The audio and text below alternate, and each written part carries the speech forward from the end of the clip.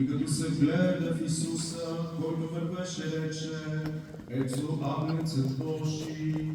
Като чуха от него тия думи, двама от учениците му отидоха подир Исуса, а Исус, като се обърна и ги видя, че иде подире му, казва им: какво търсите?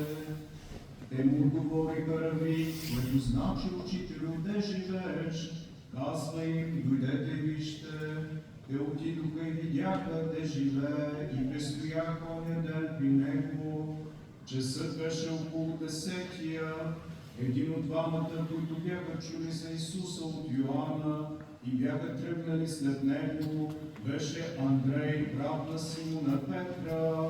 Той пръв намира брата си Симон и му казва: намерихме Месия, което значи Христос, и заведе го при Исуса.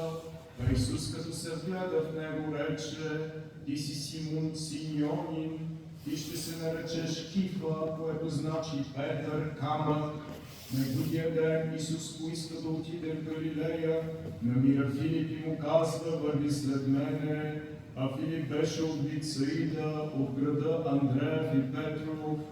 Филип намира Натанаил и му казва: намерихме Исуса, син Йосифов от Назарет, за когото писа Мойсей, закона и говориха пророците.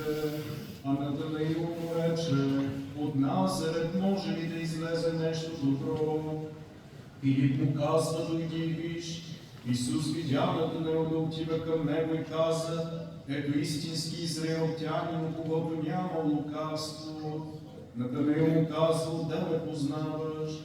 Исус отговори и му рече: преди Филип да те повика, когато ти беше под смоковницата, видях те.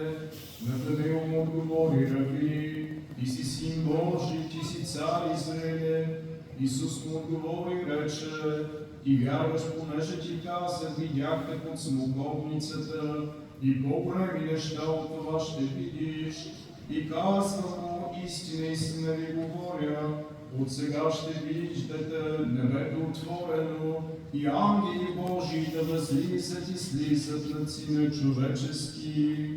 At that time John was standing